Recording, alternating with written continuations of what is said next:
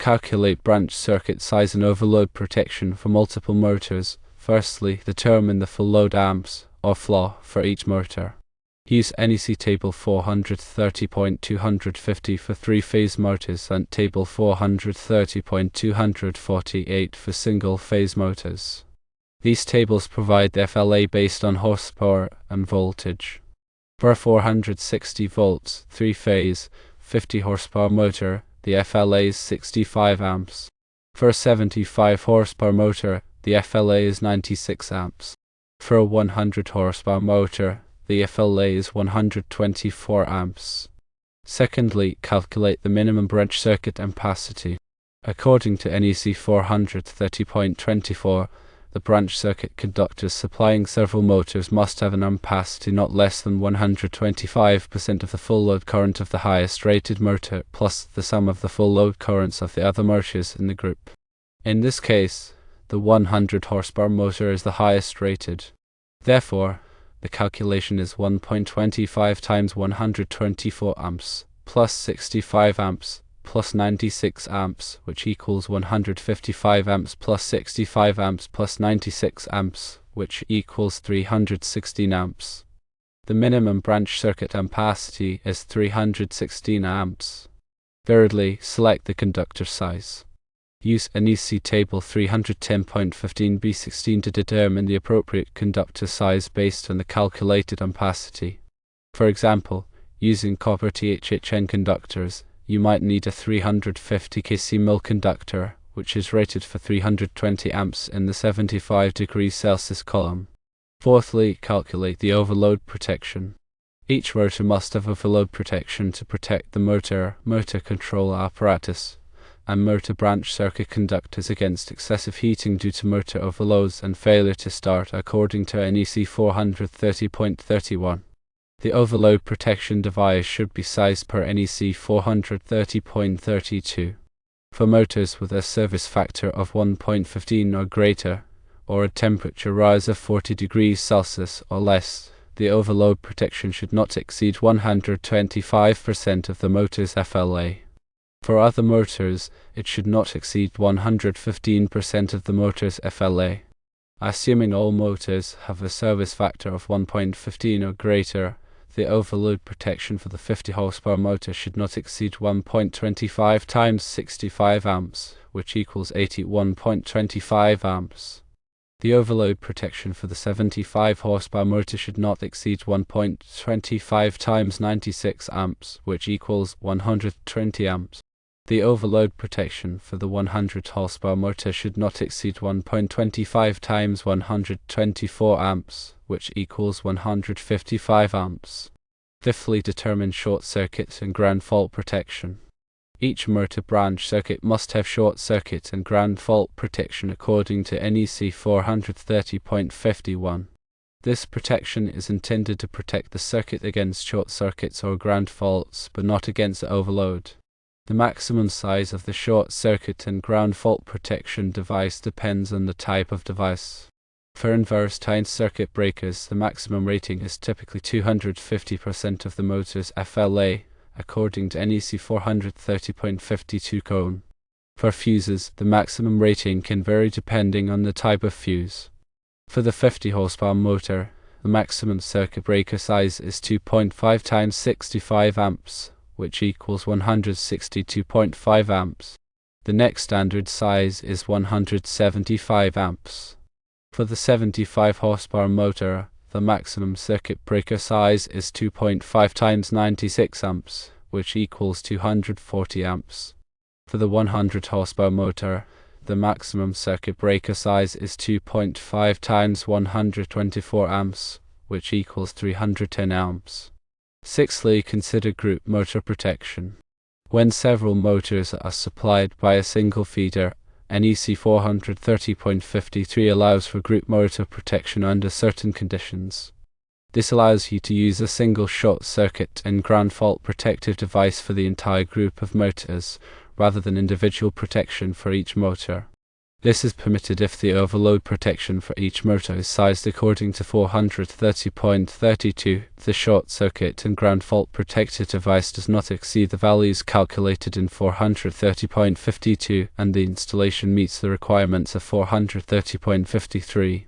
To calculate the total kVA demand and power factor for a group of single-phase motors, firstly, calculate the apparent power for each motor.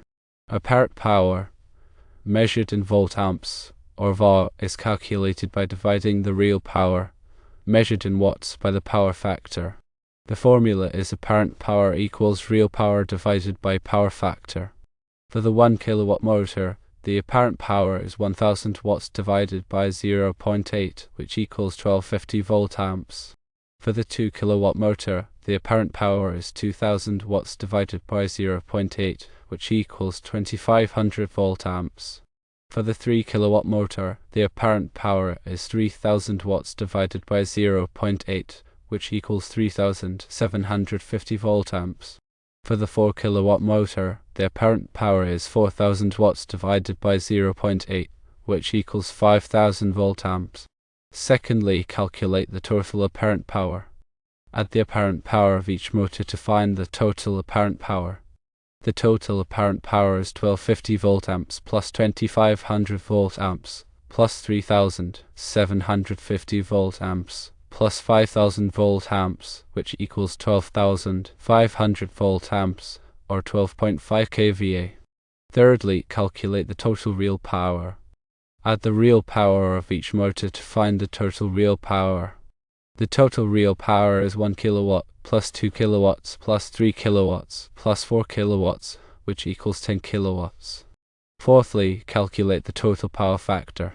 The total power factor is calculated by dividing the total real power by the total apparent power. The total power factor is 10 kilowatts divided by 12.5 kVA, which equals 0.8. For calculating the number of circuits required to supply multiple motors, firstly, determine the total calculated load. Calculate the total full load current by summing the full load currents of all motors after applying any demand factors. For a 480 volts three-phase system, you'll need to find the FLA from NEC table 430.250. For a 25 horsepower motor, the FLA is 34 amps. For a 35 horsepower motor, the FLA is 45 amps.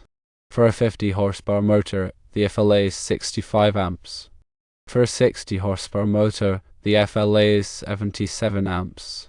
The total FLA is 34 amps, plus 45 amps, plus 65 amps, plus 77 amps, which equals 221 amps. Apply the demand factor. If a demand factor of 150% is allowed, multiply the total FLA by 1.5. The adjusted FLA is 1.5 times 221 amps, which equals 331.5 amps. Secondly, determine the ampacity of each circuit. Use NEC table 310.15b16 to find the allowable ampacity for the conductors you plan to use. This ampacity depends on the conductor size, insulation type, and installation conditions. For example, if you are using copper THHN conductors in a conduit and the ambient temperature is within the table's specifications, you might find that a number 1 AWG conductor has an ampacity of 60 amps at 75 degrees Celsius. Thirdly, calculate the number of circuits. Divide the total calculated load, including the demand factor, by the ampacity of each circuit. The number of circuits equals total adjusted FLA divided by the ampacity per circuit. If you use a conductor with an ampacity of 60 amps, the number of circuits equals 331.5 amps divided by 60 amps, which equals 5.53 circuits. Since you can't have a fraction of a circuit, you'll need to round up to the next whole number, which is 6 circuits. Fourthly, consider voltage drop. The NEC recommends limiting voltage drop to 3% for power, lighting, and feeder circuits. Voltage drop can be calculated using various formulas or online calculators, taking into account the conductor size, length of the circuit, and the current flowing through it. If the calculated voltage drop exceeds 3%, you may need to increase the conductor size or run additional circuits to reduce the current in each circuit. To illustrate, if the allowable voltage drop is 3% on a 480 volt circuit, the maximum voltage drop is 0.3 times 480 volts, which equals 14.4 volts. If the calculated voltage drop for a particular circuit exceeds 14.4 volts, you would need to adjust the conductor size or the number of circuits. Fifthly, select the overcurrent protection. Each circuit must have overcurrent protection, such as a circuit breaker or fuses, sized appropriately for the conductor ampacity. The overcurrent protection device should protect the conductors from overload and short circuits. The size of the overcurrent protection device should not exceed the ampacity of the conductors. For example, if you are using a number 1 AWG conductor with an ampacity of 60 amps, the overcurrent protection device should not exceed 60 amps. Sixthly, consider the neutral conductor. For three-phase systems, the neutral conductor may carry current under unbalanced load conditions or if there are nonlinear loads present. If the neutral conductor is expected to carry significant current, it should be sized accordingly. The NEC provides guidance on sizing neutral conductors in Article 220. In summary, these calculations ensure that the motor branch circuits and feeders are properly sized and protected, in compliance with the NEC. Remember to consult the latest edition of the NEC and consult with a qualified electrical engineer or inspector for specific applications to ensure compliance with all applicable codes and standards.